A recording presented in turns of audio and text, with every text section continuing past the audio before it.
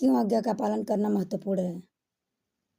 क्योंकि परमेश्वर मांग करता है। परमेश्वर चाहता कि आज्ञाकारी हो। वह हमारा सृष्टिकर्ता और अधिकारी है। वह चाहता कि हम उसकी हर एक आज्ञा का पालन करें। उत्पत्ति 6 अध्याय का से लेकर 9 अध्याय तक हम अगर हम पढ़ते हैं तो परमेश्वर के वचन में लिखा है कि जो नूह थे, क्योंकि परमेश्वर नूह से दूर नहीं होना चाहते थे और उन्होंने नूह को क्या किया, आज्ञा दिया और नूह ने उनकी आज्ञा को माना और उसी अनुसार से किया।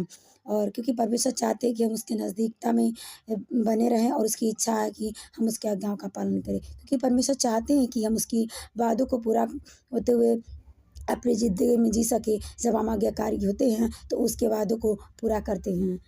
अब्राहम परमेश्वर की आज्ञा का पालन किया और परमेश्वर ने उसे आशीष दिया कि तुम्हारा वंश आकाश के तारों के समान और बालू के किनकों के समान बढ़ाऊंगा। उसके वंश को परमेश्वर ने आशीषित होने के लिए कहा और किया।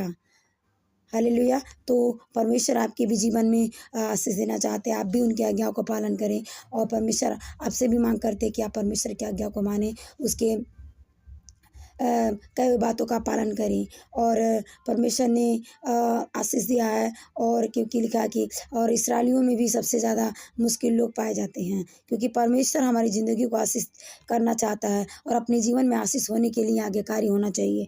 हम अनुमान नहीं लगा सकते कि हमें आशीष कब कहाँ से मिली है। शारीरिक आशीष, आत्मिक आशीष, भौतिक आशीष, सब आशीष परमेश्वर देता है।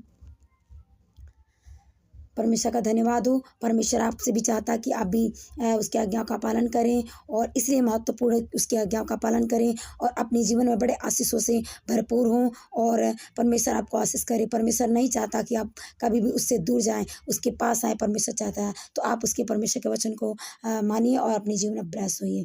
धन्यवाद।